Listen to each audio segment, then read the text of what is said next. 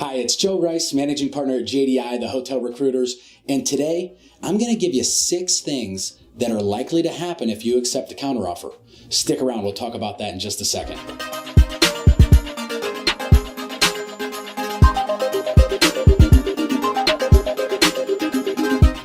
A few weeks ago, I read and shared an article about accepting counteroffers, and it said, never take a counteroffer.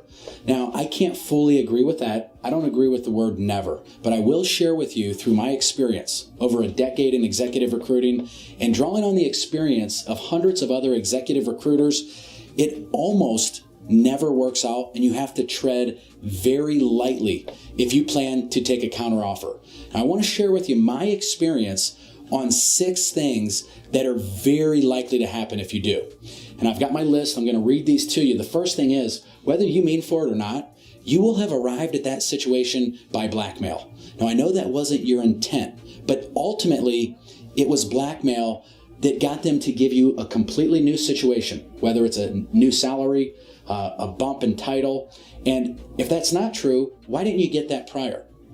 Now, the second thing is, when it comes to any future raises, objections you have to policies or procedures or favors that you need, they're going to remember that blackmail and they'll have that ace in the hole forever.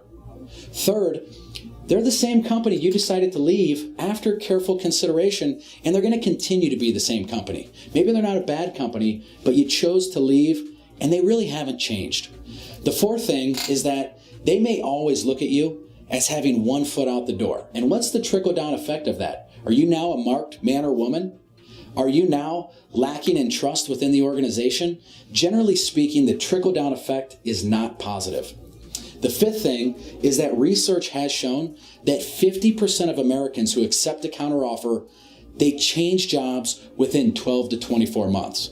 And now the final and my favorite, and maybe the only thing to consider here, is that if you accept a counteroffer, you've gone against your intuition.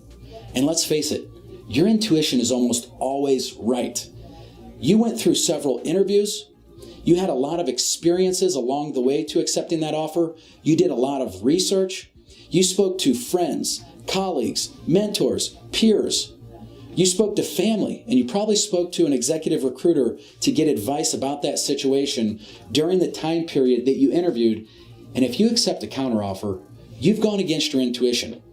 If we can be a resource to you here at JDI to help you through this conversation, we're here to help. Thanks for watching today and have a great day.